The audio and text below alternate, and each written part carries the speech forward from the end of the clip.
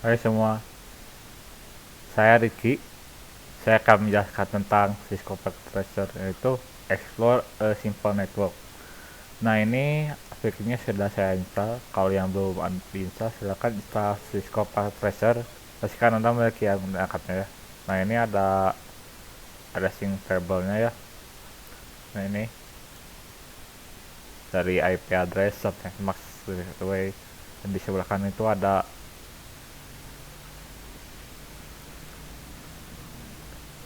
sebelah kanan itu ada topologinya ya. Nah, ini objektifnya.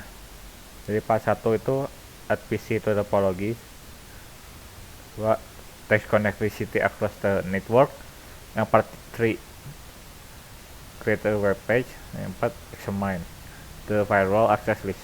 Nah, ini skenario nya ya, sudah jelaskan cara menggunakan perangkat jaringan. Nah, ini untuk dapat digunakan menggunakan DevAx server dan example server. Nah, di topologi itu udah dikasih nama ya, DevAx datacat sama example. Nah, ini pas satunya ya. Kita pertama direct PC dan area proceed near S2, jadi mendekat dekat di switch 2 simpannya ya. Nah, itu kita rename dari PC 0 ke PC strip A. Nah, ini oke. Okay.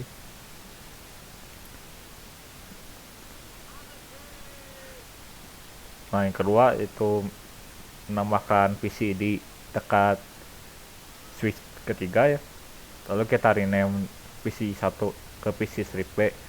Nah, ini fungsinya agar membedakan gitu, dan supaya tidak bingung ketika kita mengkonfigurasi.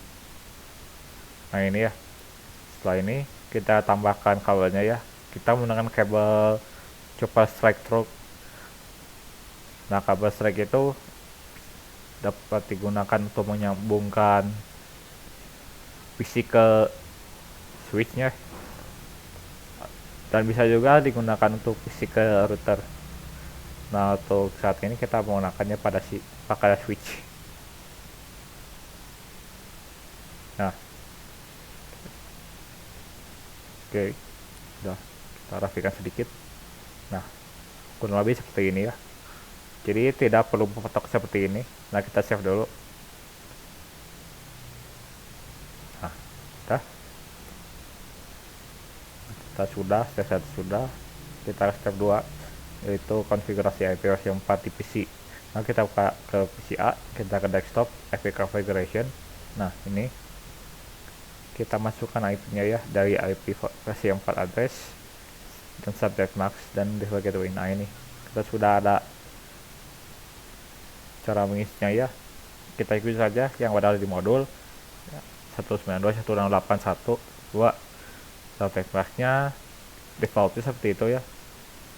Jadi kita perlu mengetik ulang kalau misalkan sudah sesuai. Nah, ini default gateway-nya. Nah, seperti ini kurang lebih. Kita ke PCB, hampir sama, cuma membedakannya di IP address dan default gateway-nya. Yang selalunya 192.168.1.1, yang sekarang 172.16.31. Nah, yang IP address-nya ujungnya 32 ya. Nah, ini untuk diperhatikan ya, subject mask-nya ketika defaultnya seperti ini, kita ubah dulu. Nah, ini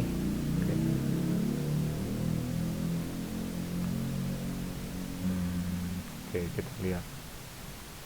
Nah, ini kan completion-nya 83%. Seharusnya untuk kita bisa lihat hasilnya sudah sesuai, harusnya 100%.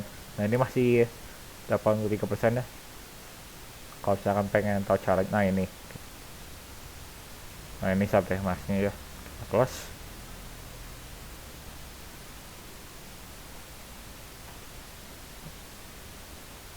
Nah, coba kita lihat, kita buka. Nah, ini ya, tuh ada SMS-nya salah. Nah, ini seharusnya ya 255 255 255 0. Nah, ini, nah kampus ini sudah sesuai ya 100%.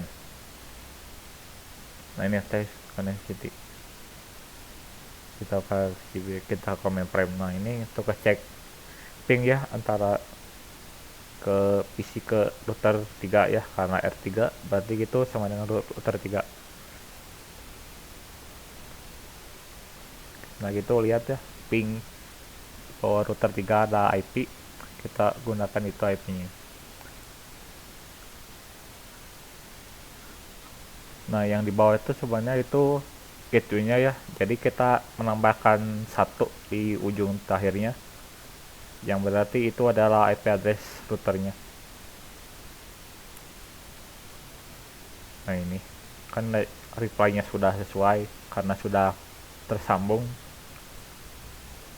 Nah baik, lalu kita coba lagi ping ke example server dengan IP 64 100 010.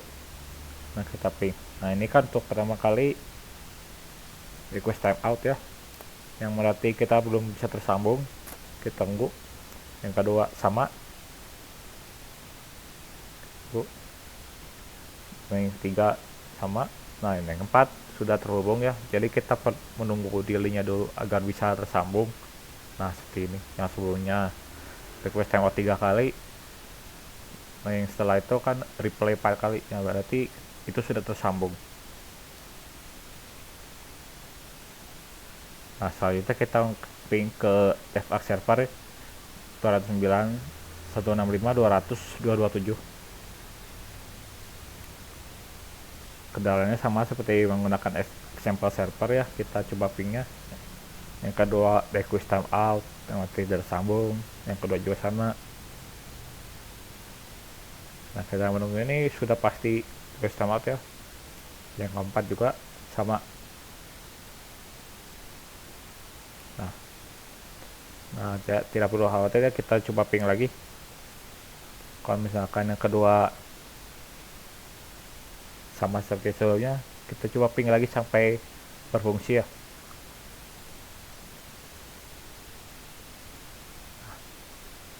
Kan yang untuk ping kedua sudah dapat berfungsi ya, kalau yang ping ketiga sudah bisa digunakan. Oke, ini berarti ke default sudah sesuai. Lalu kita menambahkan web page dan kita dapat melihatnya. Nah ya, kita step 1, kita buat web page nya, kita masuk ke default, terus kita ke service. Nah ini HTTP, nah ini ada HTTP dan HTTPS ya. Oke, terus itu sudah, itu kita tambahkan index.html. Jadi kita membuat file HTML agar ketika kita menyambung ke server sudah sesuai. Nah kita ikuti saja yang apa yang ada di modul.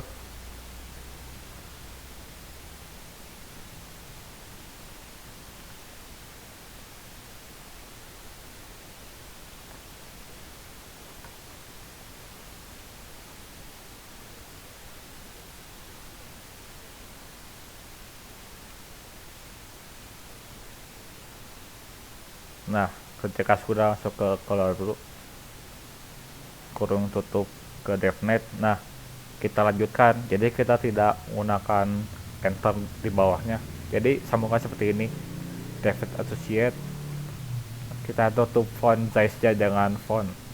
Nah ini ya, menggunakan fungsi HTML ya, jadi formatnya seperti ini.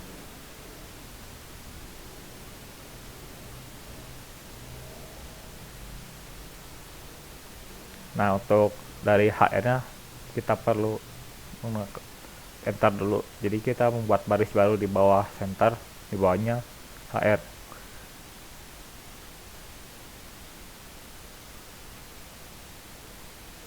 Nah sudah, kita akan save.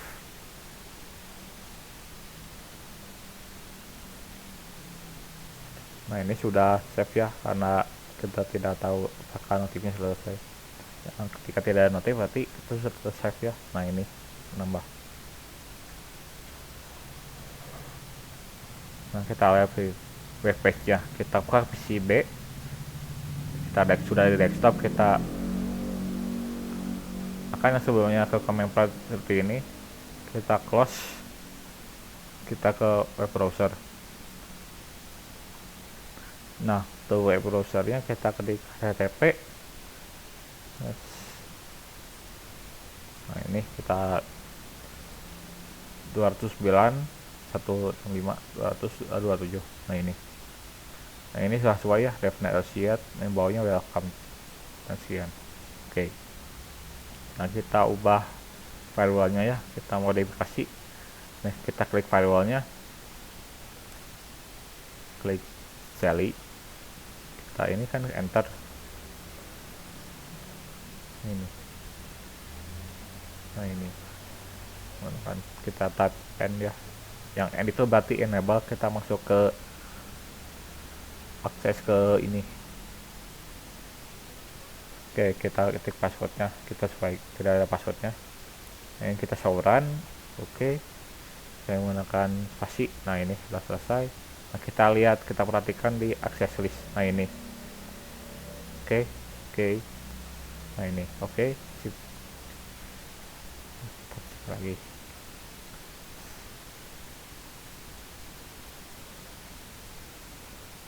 Nah, ini ada akses group dan akses list.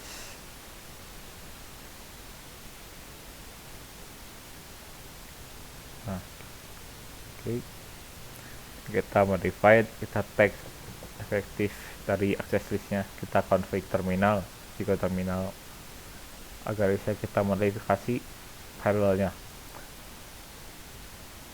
Nah ini kita gunakan tambahan no, itu berarti kita menghapus akses list yang sebelumnya ada di ini, yang sebelumnya ada di offsite extended permit. Yang CP nya kita hapus dulu, yang hasilnya kita tetap menggunakan no yang nanti menaktifkan. Kalau misalkan pakai no, kita nonaktifkannya, atau dalam istilahnya menghapus akses listnya. Nah saya ikuti saja. Nah sudah, kalau sudah di enter berarti akses yang sebelumnya ada sudah terhapus.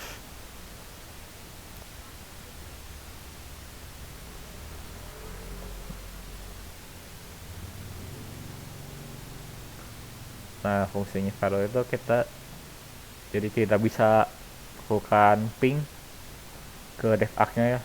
Yang sebelumnya kita bisa melakukan ping ke default, sekarang tidak bisa. Jadi beberapa sebanyak apapun kita ping, maka hasilnya selalu request timeout. Nah kita tidak memiliki akses ke MCP yang sebelumnya ya, karena kita sudah menghapus akses listnya. Jadi kita tidak bisa melakukan ping ke default dari PCB. Nah iya, jadi kita tidak bisa melakukan akses ya. Nah, tapi kita masih bisa akses ke web browsernya.